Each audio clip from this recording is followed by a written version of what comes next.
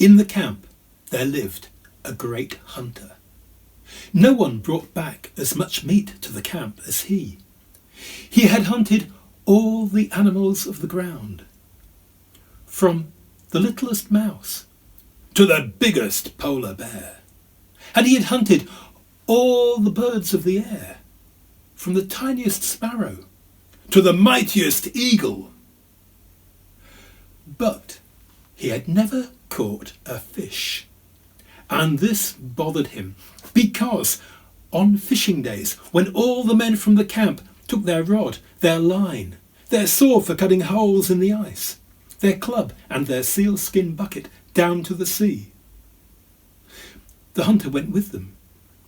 But whereas at the end of the day, when all the men came back home with their sealskin buckets overflowing with fish, the hunter's bucket was always empty.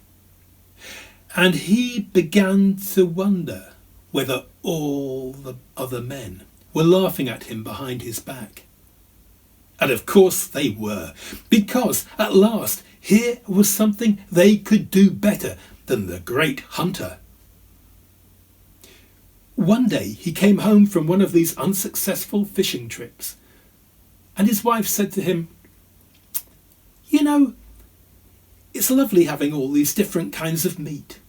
We have seal, we have walrus, we have caribou, we have bear, and even, sometimes, we have musk ox. But I don't half fancy a piece of fish now and again." Well, that was the last straw. Said the hunter. "Maybe I'm using the wrong kind of bait. Tomorrow I shall try using our son as bait." "Isn't there some kind of taboo against that?" asked his wife. "Probably, but who cares as long as I finally catch some fish."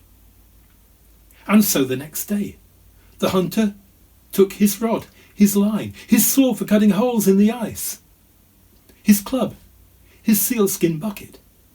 He tucked his young son under his arm and he walked back to the sea.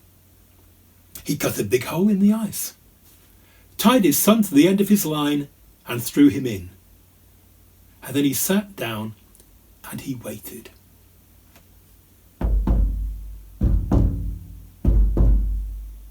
He waited all day.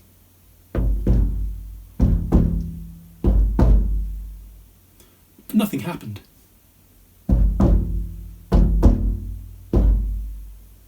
But then, as he was about to give up and go home, he felt a tug on his line. Quickly he pulled it up, but there was nothing at the end of it. His hook had gone. But worse, his son had gone. "Oh dear," he thought. And he went back home. "I told you shouldn't have used our son as bait," said his wife. "Don't worry, I'll get him back." And so the next morning, the great hunter took his rod, his line, his saw for cutting holes in the ice, his club and his sealskin bucket, and he went back down to the sea. He cut a big hole in the ice and he jumped in.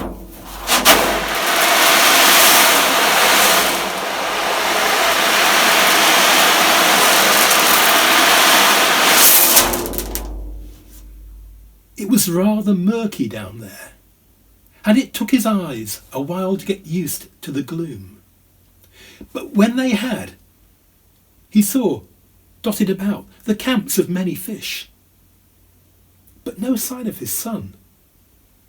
He swam on, and then, behind some reeds over to the left, he saw a large fish camp, and he swam over. And there was his son, all tied up. "Oh, father, father, thank goodness you're here. They're going to have a mukashan, and I am to be the food." "There'll be no mukashan now that I am here," said the great hunter, who untied his son, and the two of them swam away. But the fish saw them go. "Hey, hey, come back with our food, you thief!" and they set off in pursuit. And fish can swim faster than people. They were gaining on them. But the hunter and his son reached the hole just in time and scrambled out. The fish were going so fast they couldn't stop, and they went push out through the hole and landed on the ice, quick as a flash. The hunter took his club and bam, bam, bam, bam, bam. He killed all the fish and put them into his sealskin bucket. And that is how the great hunter finally caught some fish.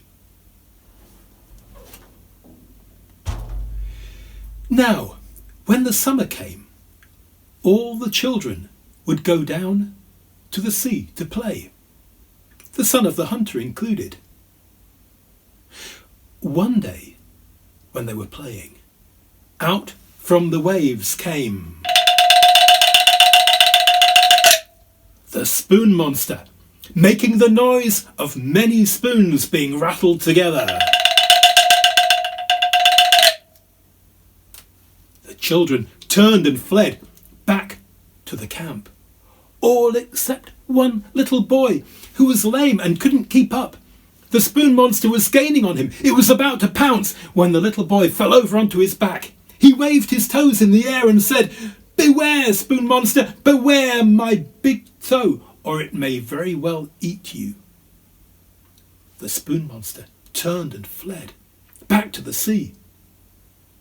And ever since that day, whenever the spoon monster has appeared, he has been repulsed in the same way.